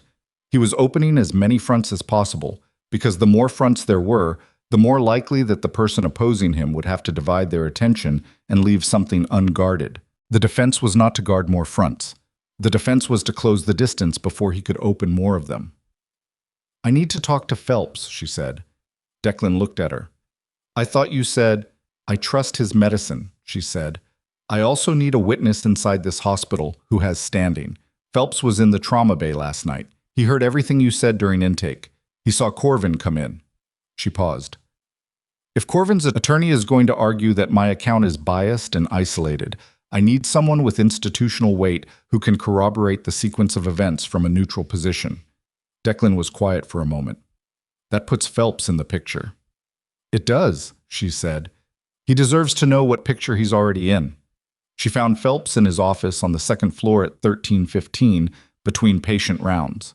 He was at his desk with a half-eaten sandwich and a patient chart, and he looked up when she knocked in the way that people look up when they have been expecting something to arrive and are not entirely sure they want it to. Close the door, he said. She did. She told him. Not everything. Not the details of the audio file or the specifics of Vassant's filing, because those were not hers to share beyond what was necessary. But she told him enough. Bravo Point, Corvin, the suppression of her record, the compliance complaint, the federal review in motion. She told him in the same direct, sequential way she delivered a patient handoff. Facts in order, no embellishment, clear flags where the implications were serious. Phelps listened with his sandwich untouched and his chart closed, and his face doing the thing it did when he was processing information he needed to fully understand before responding. He was not a man who reacted before he was ready. When she finished, he was quiet for a long moment. The security officer last night, he said finally. Yes. He came in through the bay entrance without going through the desk. Phelps's voice was flat and careful. I noticed that. I didn't act on it because the shift was still winding down and I assumed someone had cleared him administratively. Someone had, Nora said, not through normal channels. Another silence. The man in the suit, Corvin. Yes. Phelps looked at his desk for a moment. Then he looked at her. What do you need from me? The same question Delia had asked. In a different voice, from a different place in the hierarchy, but the same fundamental structure. A person asking what they could contribute rather than how to stay clear of the blast radius. She told him specifically, a written statement, voluntarily submitted to Vassant's office, documenting the sequence of events in the trauma bay from his direct observation. His account of what Declan had said during intake. His account of Corvin's arrival and behavior. His account of the security sweep. Nothing speculative, nothing beyond what he had personally witnessed. I can have that ready in 2 hours, he said. I need it in 1, she said. He picked up his pen. She was back in the main lobby at 14:30 when Vassant called her directly. We have a problem, Vassant said, and her voice had a quality Nora had not heard in it before. Not panic, because Vassant did not do panic, but a tightening that spoke to someone managing an unexpected variable. Tell me, Nora said. Corvin's attorney filed the motion to compel at noon, Vassant said. At 1400, a separate filing appeared in the same federal docket. Not from Corvin's attorney, from a different firm. She paused. A private security contractor retained by an unnamed client is seeking to intervene in the federal review on grounds of classified material exposure. The motion claims that the investigation itself constitutes a security risk and requests an emergency stay. Nora processed this. He has a second layer. He has an organization, Vassant said. Not just personal resources. Someone above Corvin's pay grade is now aware that this investigation exists and is trying to shut it down through a separate channel before the magistrate can act further. She stood in the lobby with her phone pressed to her ear and thought about the shape of this. Corvin was not the top of it. He had never been the top of it. She had understood that vaguely in the years since Bravo Point, that the operational decisions that had put them in that canyon and the decisions that had been made in the aftermath both required authorization above his level. She had not known specifically who or what was above him, and she had not tried to find out, because the smaller and more invisible she stayed, the safer her sister's children were. But now the thing above Corvin was visible. It had filed a motion in a federal docket, which meant it had a legal identity, which meant Vassant could see it. Does this affect the primary filing? Nora asked. The magistrate is reviewing the intervention motion right now, Vassant said. My counterargument is already submitted. The classified material in Corvin's own complaint is my strongest card. It's difficult to argue the investigation exposes classified material when the subject of the investigation is the one who put a classified designation in a public-facing compliance document. How long? I should have the magistrate's response on the intervention motion by end of business today, Vasant said. If it's denied, Corvin's window closes significantly. If it's granted, it won't be granted, Nora said. You sound certain. I am, Nora said, because the magistrate already issued the preliminary order this morning. Granting the intervention would require him to contradict his own reasoning from 4 hours ago. A pause. You've done legal research. I've had 3 years to think about exactly this scenario, Nora said. Vasant made a sound that was not quite a laugh, a brief, dry exhale. Phelps's statement came through 15 minutes ago, she said. It's strong. I know. Go somewhere you can be reached, Vasant said, and stay there. She stayed. At 17:15, Vasant's name lit up her phone again. The magistrate denied the intervention motion, Vasant said. The stay is rejected. The preliminary order stands. A pause, briefer this time. We're moving to the next stage. Nora was sitting in the hospital cafeteria when she took the call, at the same table where she had spent the morning with the coffee she hadn't wanted, and the light through the cafeteria windows was the low amber of late November afternoon. She looked at the table's surface for a moment. What does the next stage look like? She asked. Corvin has been formally notified of the investigation, Vasant said. He has retained counsel and has 24 hours to respond to the preliminary findings before a formal summons issues. She paused. His access to federal systems remains suspended. His attorney's secondary motions are stayed pending the response window. And the organization above him? That's the next thread, Vasant said. The private security contractor who filed the intervention. Their registration papers name a parent company. The parent company has a board that includes 2 individuals who also appear in the communications record connected to the Bravo Point operational structure. Another pause. They made the same mistake Corvin did. They moved fast, and they used identifiable resources. Nora understood what this meant. The thread Vasant had been handed by Corvin's compliance complaint had led not to Corvin alone, but to the larger structure that had operated behind him, a structure that had now exposed itself by trying to protect him. How exposed are they? She asked. Significantly, Vasant said. I need one more thing from you to complete the picture. The audio file on the drive, the conversation where Corvin's name is used. I need you to listen to it with me and confirm the context, in person, with a third party present as a witness to your identification. When? Tonight, Vasant said. 8 o'clock. There's a federal field office in Port Callaway. I've arranged the space. 8 o'clock. 4 hours. I'll be there, Nora said. She put the phone in her pocket. The cafeteria was mostly empty at this hour. The dinner rush had not yet started. The afternoon lull sitting in the long institutional light. A woman at a table near the window was reading something on her phone with headphones in.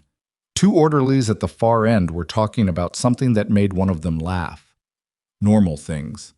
The ambient texture of a building full of people going about the ordinary business of the day.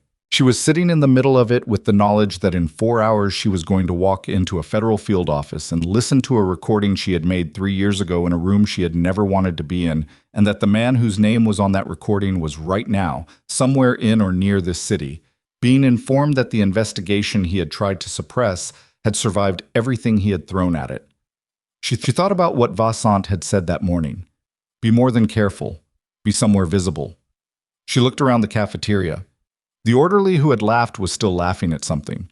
The woman by the window turned a page she wasn't actually reading. The light through the window was going flat now, the afternoon losing its amber as the clouds thickened. Something was wrong. She couldn't have named it yet. It was the specific low-frequency alertness of a person whose training had taught them to attend to the texture of a space before they could articulate why the texture had changed. Something in the cafeteria had shifted in the last 30 seconds. Not dramatically, just enough. She looked again, more carefully. The woman by the window with the headphones. She was wearing headphones, but the headphone cord hung loose from one ear, and the phone in her hand was not displaying any content she was reading. It was displaying a lock screen, the way a phone displays when someone has stopped touching it. She was not reading, she was watching the door. And on the table in front of her, barely visible under the edge of her phone, was a small rectangular device that looked exactly like the kind of directional audio pickup Nora had seen used in the field by people who needed to monitor a conversation from 12 feet away. The recording. If Corvin's people had been tracking her movements since this morning, which was a reasonable assumption given the resources already demonstrated, and they had positioned someone in the cafeteria when Vassant's call came through, they might have the call. Not all of it. Not the part she'd had in the hospital corridor, in the parking lot, in Declan's room. But this call, in this cafeteria, at a table in an open room. They might have the time, the location, the federal field office in Port Calloway. 8 o'clock. She stood up without looking at the woman by the window. She walked to the cafeteria exit at her normal pace. She pushed through the door into the corridor and kept walking, and she was already dialing Vassant before she reached the elevator. 1 ring, 2. Vassant picked up. "Change the location," Nora said. "And change the time, right now. Don't ask me why." A 3-second silence. "All right," Vassant said. "Send me the new details on the clean phone," Nora said. "Not this number." "Understood." She hung up. She was at the elevator when she heard footsteps behind her. Not running, not aggressive, the careful pace of someone trying to close distance without triggering a response. She did not turn around. She pressed the elevator button and watched the doors in her peripheral vision and calculated the distance and the options and settled on the one that kept her in a populated, visible, camera-covered space. The elevator opened. She stepped in. And as the doors closed, she saw in the polished metal of the elevator panel a reflection that confirmed what she had already understood. The woman from the cafeteria was standing at the elevator bank, not pressing the button, just standing there, watching the doors close. And behind her, at the far end of the corridor, a man Nora recognized from the parking lot that morning, same build, same coat, different position, was already on his phone. They were not following her to stop her. They were following her to report her movements to someone who would be at the federal field office at 8 o'clock, regardless of whether she was there or not.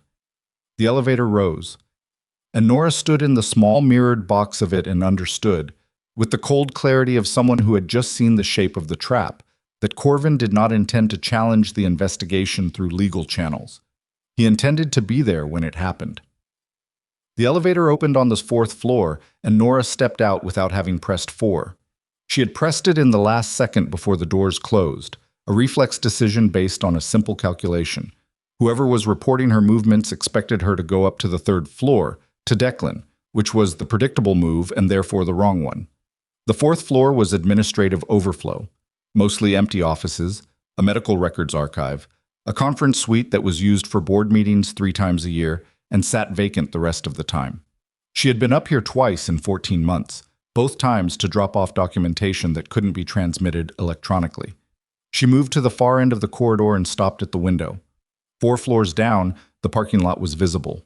She could see the main entrance, the visitor drop-off zone, the edge of the east lot where she had spoken to Vassant that morning. She dialed Declan on the prepaid. He picked up on the 2nd ring. "What happened?" "They have someone in the building watching my movements," she said. "A woman in the cafeteria with a directional pickup. There's at least one more in the corridor outside. They were tracking my location, and I think they were trying to get the meeting details from the call with Vassant." She paused.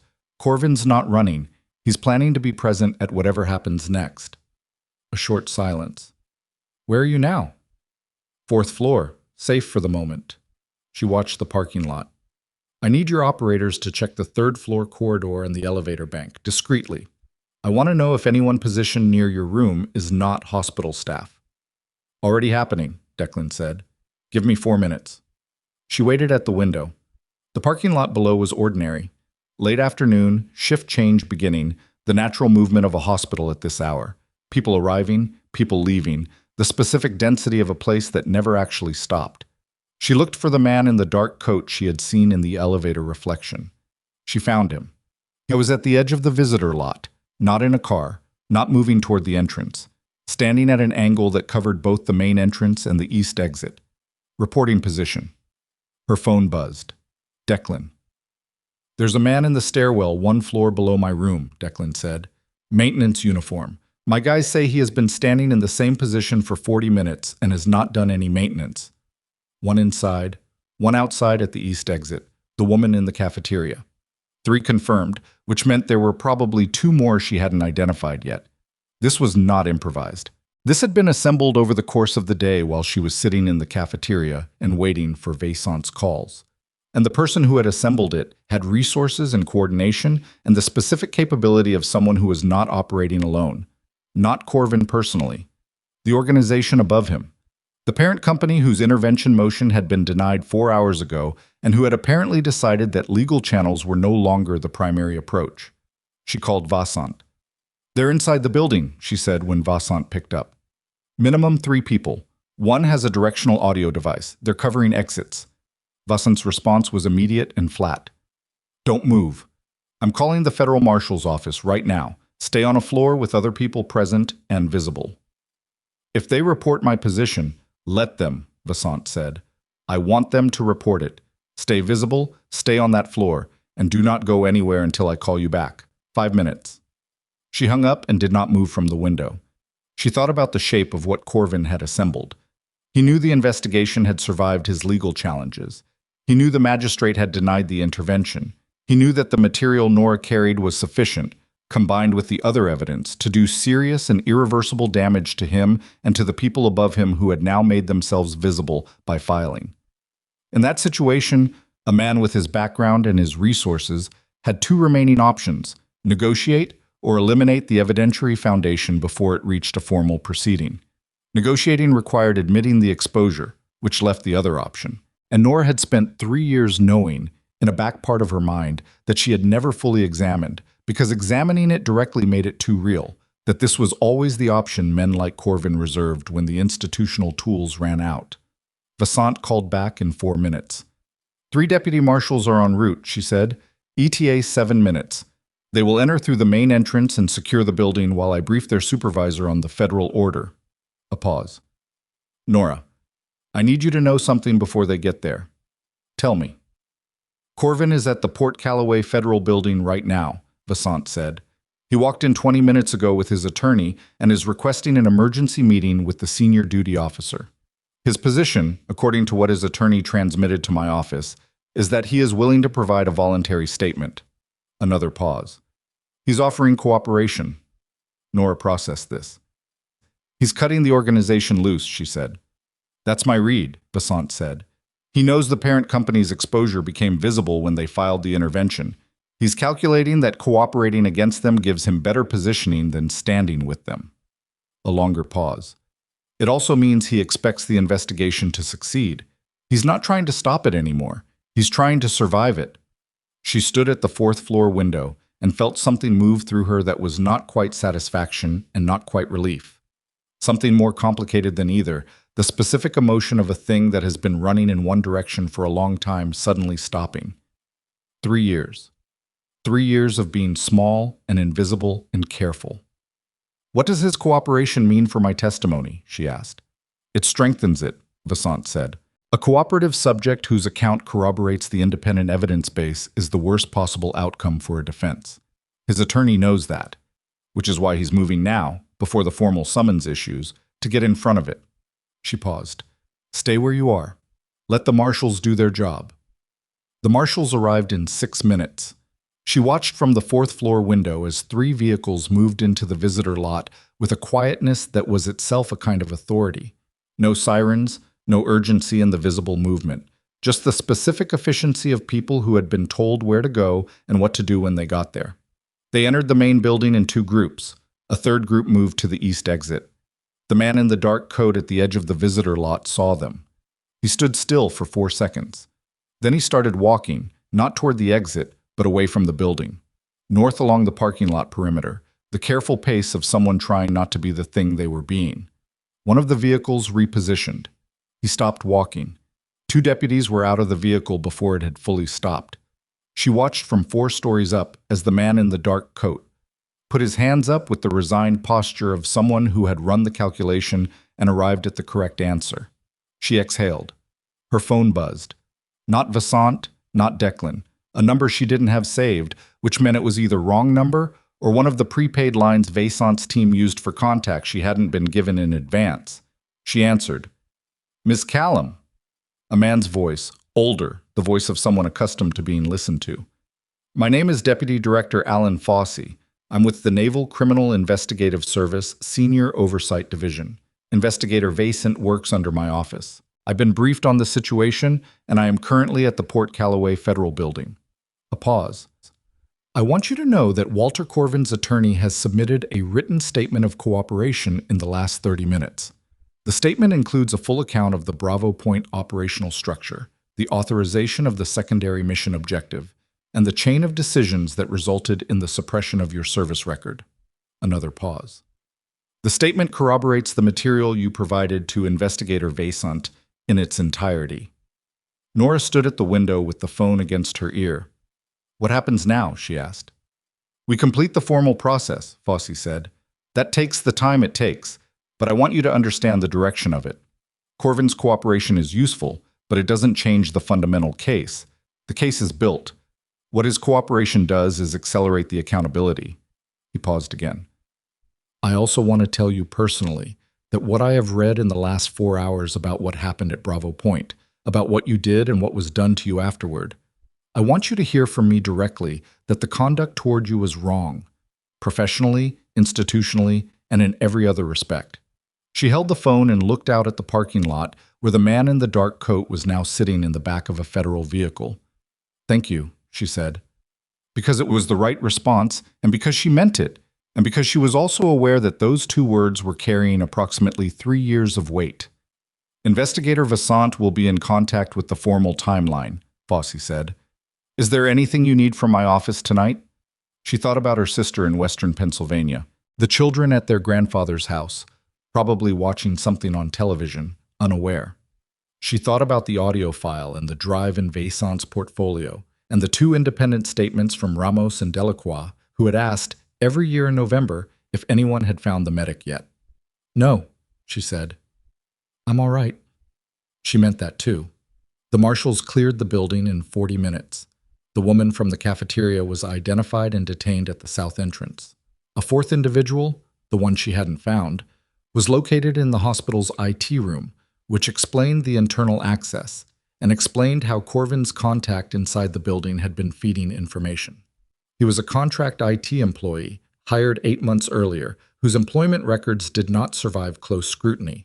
She learned all of this from Delia, who had stayed past the end of her shift and was sitting at the nurse's station when Nora came back down to the trauma unit, and who had the particular expression of someone who had watched federal deputies move through a hospital she worked in and had not yet fully integrated it. The IT guy, Delia said. He set up the access for the man in the suit. Yes, Nora said. He was here for 8 months and nobody flagged anything. He was good at his job, Nora said. The access he set up was narrow and specifically targeted, not the kind of thing a standard audit catches. Delia shook her head slowly. And the woman in the cafeteria? Private contractor, Nora said. Same parent company as the organization that filed the intervention motion. Delia was quiet for a moment. Then she said, Are you okay? It was a different question than the one she had been asking all day. Not what do you need or what should I do? Just the plain human version. Nora sat down in the chair next to the station. The trauma unit was quiet around them.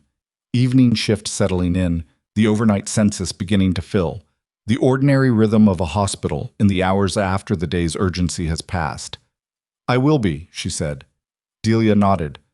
Good enough, she said, and picked up a chart, because she was Delia and doing something with her hands was how she acknowledged things she didn't know how to say out loud. The formal process took 11 weeks. Not smooth, not quick. The machinery of federal accountability moved at its own pace and did not accelerate because the people inside it wanted it to.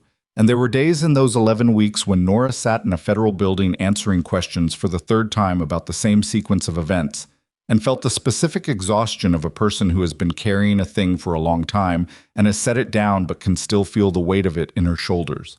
Walter Corvin's cooperation produced a complete account of the Bravo Point secondary mission, an unauthorized intelligence extraction that had been green-lit above the sanctioned parameters by 3 individuals in the operational oversight chain, one of whom was Corvin, and 2 of whom were board members of the parent company that had filed the intervention motion. The secondary mission had failed, producing the casualties that Nora had treated, and the circumstances that had made her a liability to the people who needed the failure to stay quiet. His cooperation did not protect him from consequence. It reduced the scope of the charges, from conspiracy and obstruction to a narrower set of counts that his attorney had negotiated carefully. But the federal process was not interested in negotiating away accountability, only in calibrating it accurately. Corvin pled to 3 counts. The sentencing came 8 weeks after the plea, and it was public, and the Port Callaway Federal Court was not a large building, but it was full on that day. The 2 parent company board members did not cooperate. They contested the charges through every available channel with the resources of an organization that had been managing sensitive work for a long time and had very good attorneys. The resources did not save them. The material was too complete, the corroboration too layered, the mistake of the intervention motion too visible in the public record for any argument to fully neutralize. Their trial was separate, slower, and resulted in convictions on 8 counts between them. Nora attended neither proceeding. She had given her testimony, formal and complete, in a federal building with a court reporter and opposing counsel, and Vassant sitting 3 feet away with the portfolio that now contained considerably more documentation than it had at Duval's coffee shop. She had done it once, correctly, and when it was over, she had walked out of the building into a December afternoon and driven back to Port Callaway and worked her shift. She worked every shift. The compliance complaint Corvin had filed was withdrawn by the investigating officer within 48 hours of the federal order.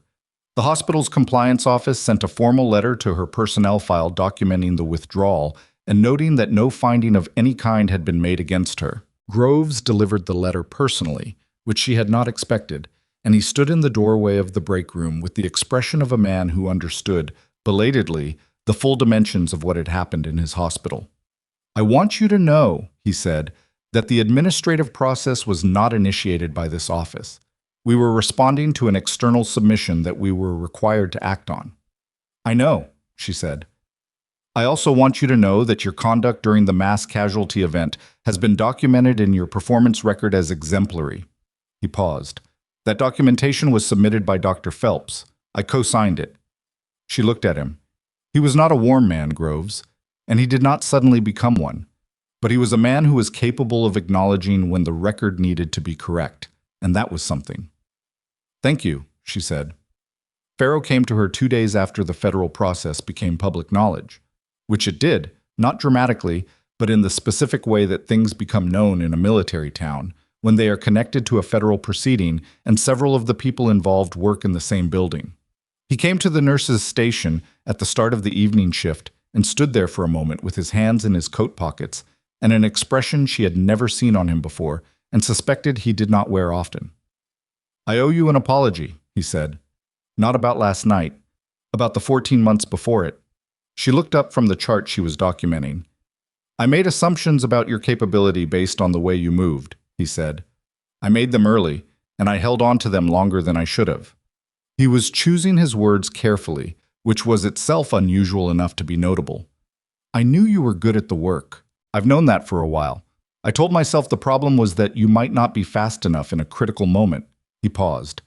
"That was not what the problem actually was." She waited.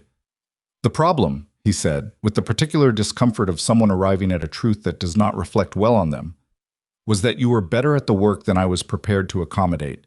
And I made it about your leg because that was available, and the real reason wasn't something I wanted to say out loud." The break room behind the station was quiet. The unit around them had the ambient hum of an early evening shift. "I know," she said. He blinked. "You knew." People who need someone to be less than them usually find the most visible thing and use it, she said. "Your visible thing was the limp." She paused. "You're a good physician, Dr. Farrow. You're better when you're not the smartest person in the room and you know it. Those aren't mutually exclusive." He stood there with that for a moment. "Is that a compliment?" he asked. "It's an observation," she said. "Take it however it fits." He nodded once, slowly, and walked away, and she watched him go and thought that he would be, in time, a better doctor for having been wrong about her and for having been able to eventually say so. That was not nothing either. Declan was discharged on the 6th day, his arm casted and his laceration healed to a clean line across his jaw that would leave a faint scar.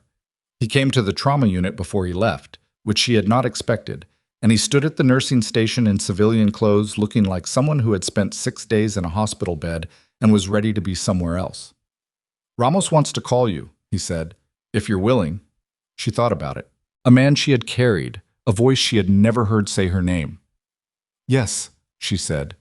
He wrote a number on a piece of paper and put it on the station. Old-fashioned, deliberate, the kind of communication that left no digital trail, which told her that some habits from some kinds of work never fully left. "Vasant's office is going to want you for follow-up briefings over the next several months," he said. "The parent company trial is going to run long. I know. You're the primary first-person account." He paused. "I want to make sure you understand what that means in terms of exposure." "I've understood it since the parking lot," she said. "I made the decision then." He looked at her steadily. "You could have walked away from this. After what they did to you, nobody would have—" "I know," she said. "I wasn't going to." He was quiet for a moment. "Why?" She thought about the honest answer, not the clean version, the version that sounded like principle stated plainly, but the actual, complicated, imperfect truth of it. "Because Ramos asks every November," she said, "and because I spent 3 years being very small and very careful, and I saved nobody during that time. And because that security officer in the cafeteria had a directional pickup and I saw it and I was angry." She paused. The anger clarified things. Declan looked at her for a long moment. Then he said, "Shadow actual." She rolled her eyes. He almost smiled, which for a man of his composure was the approximate equivalent of laughing. He picked up the discharge paperwork from the station and walked toward the elevator, and at the elevator he turned back. "The limp," he said, "when this is fully over, is there anything that can be done for it?" She had thought about this. There had been, over the years, surgical options discussed and deferred. The shrapnel had done specific damage to the joint that was manageable but not irreversible, and a surgical intervention 2 years ago had been estimated at 60% probability of meaningful improvement. "Maybe," she said. He nodded. "Then maybe," he said. And the elevator came and he got into it and was gone. The ceremony was not her idea. It was Phelps's, which surprised her, and it was smaller than she expected, which she appreciated. 6 weeks after the federal proceedings became public, on a Thursday morning before the day shift turnover, the trauma unit staff gathered in the break room. Not because anyone had been ordered to, but because word had moved through the unit in the way word moved through places where people spent long hours together and cared, in their own complicated ways, about what happened to each other. Groves was there. Farrow was there, standing slightly apart from the group with his arms crossed in his usual way, which was the same posture but felt different now, less like armor and more like a habit he hadn't finished deciding whether to keep. Delia was there, next to the coffee machine, holding a cup she wasn't drinking from. There were no speeches. Phelps was not a man for speeches. He had arranged, through Vasant's office, for a copy of the formal record correction to be printed and framed.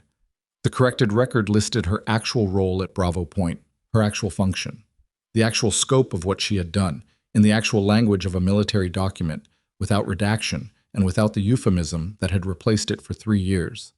He handed it to her. She held it. She looked at it for long enough to read it completely, because she owed it the full attention of someone who had carried its absence for 3 years and was now holding the thing that should have existed all along. Then she looked up. The people in that room had not been there at Bravo Point. They had not seen the canyon or the dark or the weight of the men she carried. They had seen a nurse with a limp who arrived 14 months ago and did her job, and some of them had been dismissive of her, and some of them had been indifferent, and some of them had been quietly respectful from the beginning. They were imperfect, all of them, overworked and biased and capable of cruelty and capable of recognition, often the same people capable of both, just people, in a building, trying to do a thing that mattered in the conditions available to them. She understood this about them. She also understood that she was not different. "I'm going to keep coming to work," she said, because someone needed to say something, and Phelps clearly wasn't going to. "That's it. That's the plan." Delia made a sound that was either a laugh or the closest thing to one that the moment allowed. The room dispersed the way rooms disperse after things that matter. Not all at once, but gradually, people picking up their coffee and their charts and their particular responsibilities, carrying the moment with them without making it larger than it needed to be. Delia stayed. When everyone else had gone, she looked at Nora with the direct, uncomplicated regard of a person who had decided early on where she stood and had not moved. "You should have told me," she said, "earlier, about all of it." "I know," Nora said. "I would have—" Delia stopped, started again. "I don't know what I would have done, but I would have done something. That's why I didn't tell you," Nora said. "It wasn't safe, and I wasn't going to make my problem yours." Delia considered this. "It became mine anyway." "It did," Nora said. "I'm sorry for the part I couldn't control, and not sorry for the part I could." Delia shook her head. She didn't look angry, exactly. She looked like someone who had processed the terms of a friendship she was still deciding to be in, and had decided to be in it, and was not entirely pleased about how complicated the terms were. "Buy me coffee," she said. "Actual coffee, not the machine stuff." "Tomorrow morning," Nora said. "After shift." "Deal," Delia said, and picked up the chart she'd left on the counter and went back to work. Nora stood alone in the break room with the framed document in her hands.